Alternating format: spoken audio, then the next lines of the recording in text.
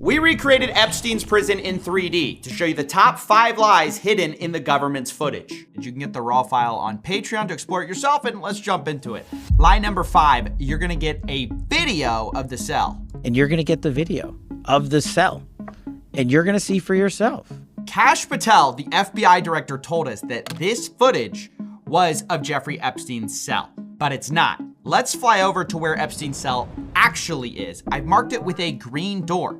Down the hall, we actually see a camera marked in red that wasn't recording the night of Epstein's death, which brings us to our next lie. There was only one camera. There's a video of him.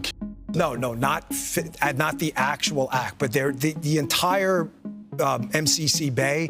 It was only one camera. Deputy Director Dan Bongino of the FBI told us there was only one camera in the special housing unit, but that's not true. There were at least 2 cameras recording and 9 other cameras that were working but not recording due to a malfunction only days earlier. Now, the official report says that recordings should have been made for about half of the cameras, but in Epstein's block, only 2 out of 11 cameras were recording.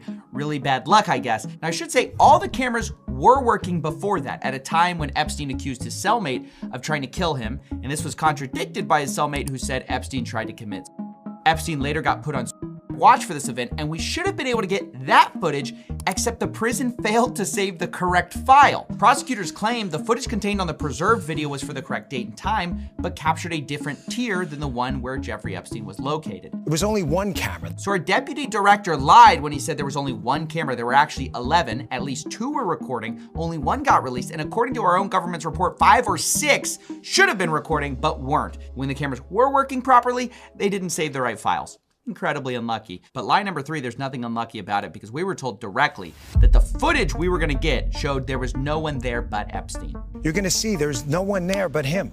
Right. There's just nobody there. So I say to people all the time, if you have a tip, let us know. But there's no DNA, there's no audio, there's no fingerprints, there's no suspects, there's no accomplices, there's no tips, there is nothing. The footage just directly debunks this. There are several people who appear in the footage the FBI released, and actually one even appears after lockdown walking up the stairs.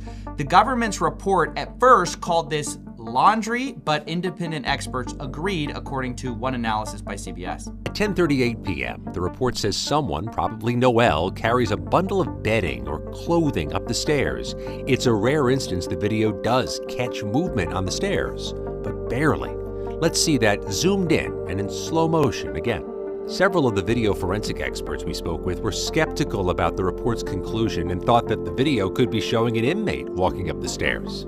Authorities say this was the last time anyone approached his cell block until his body was discovered the next morning.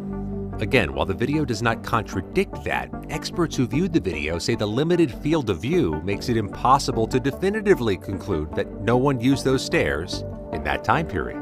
Yeah, we don't know who that is. The government's not clear. And there are also several people who are housed in the same cell block as Jeffrey Epstein, which, as we've shown, isn't visible to the camera footage we were given. So that raises questions, and so do the 2 prison guards who were on staff that night and had a view of Epstein's cell.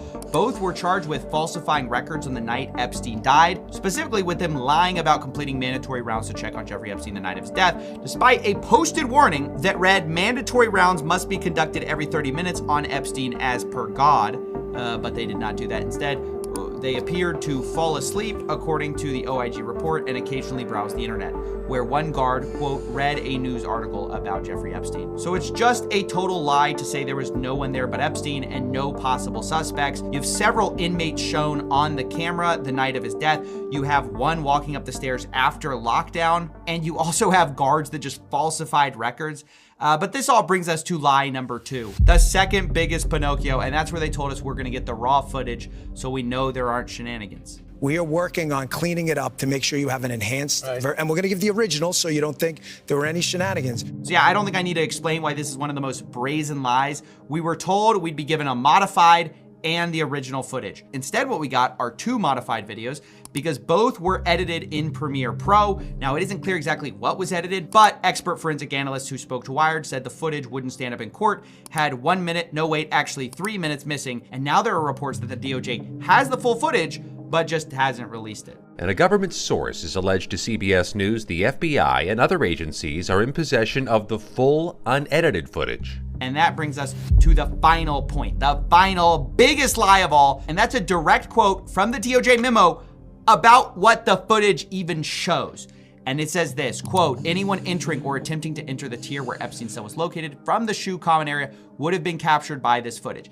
The government's entire case is built on this lie, and that's why it's the biggest, because their whole case for saying no one could have reached him is the idea that this one camera angle shows everything. But let's put Maxwell in our 3D twin and have him walk up the stairs. First, we'll put him on the left side of the staircase, and as you can see, you can barely make him out. However, if we put him on the right side of the staircase, you'll find that you can't see him at all. He's invisible from our view. So there's just obviously a blind spot here, which, by the way, the government already knew because they already admitted in a previous Epstein report, saying that this camera angle specifically was a, quote, partial view of the L tier stairway. So it's not a full view. You can't see everything. And as you can see in this excellent CBS investigation, you could actually access this stairway and Epstein's cell from a doorway invisible to the camera. But with the primary entrance here, the pathway from the entrance to the stairs is completely out of view of the camera.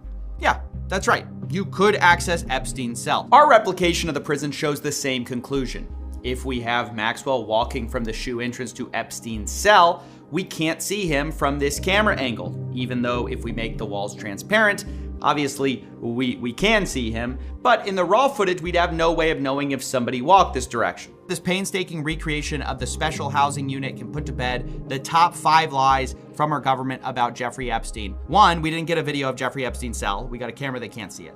2, there wasn't just one camera, there were 11. 3, the footage shows way more than just Epstein. 4, we didn't get raw footage, we got modified footage. And lastly, there are blind spots on this camera. I mean, it's just perfectly clear, and the government has previously admitted it. This, of course, doesn't mean, I have to say, that Epstein definitively himself, but the government is only adding fuel to the fire when they put out statements that are directly contradicted by their own video. The best you can say is this is either extreme levels of negligence or deliberate incompetence to cover things up. The most honest thing you can say at this point is that we don't have definitive evidence for the night Epstein died, one way or the other, that has been released. The evidence we do have has been modified, does not say what they say it says, and all of this makes it impossible to know 100% what has happened. That is not a conspiracy. That's what the government's own evidence actually shows. Now, as I said, we'll make the 3D version of Epstein's housing unit available on Patreon. It's a Blender file along with a detailed look of how he created it. I should say the government's not exactly forthcoming about the exact specs